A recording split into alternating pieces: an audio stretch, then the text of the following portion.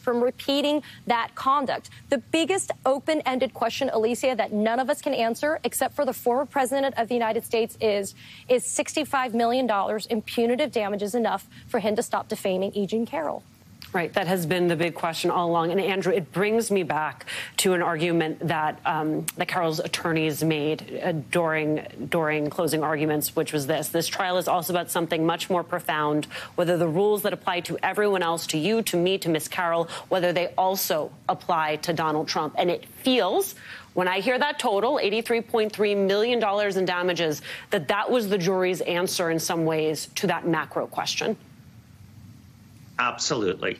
The way I look at this is the fact that you have 9 jurors unanimously making this conclusion in short order is a vindication of the rule of law. It means that Judge Kaplan was successful in keeping those antics at bay, of having the jurors do their duty. And when you think about this, compare this to the prior verdict. The prior verdict, which was for sexual assault and defamation, was a total of $5 million. This is a total of $83 million. The message is, if you continue to defame somebody, that $5 million judgment, if this was entirely Donald Trump's fault and doing. It is his continued actions that led to this.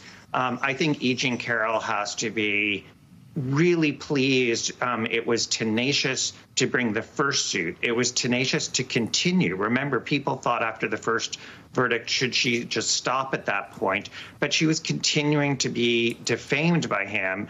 And so they went forward. And I think this is a huge vindication for her counsel, and for, I think, the Me Too movement, and for the rule of law in terms of the jury here. And in spite of what we're going to hear from Donald Trump, remember, this is a jury that made this decision and made the prior decision. The ordinary citizens unanimously making this finding and clearly deciding that $5 million, not enough. These are continued defamation that has to be thwarted. And so this is an incredibly meaningful amount of money. It's really astronomical.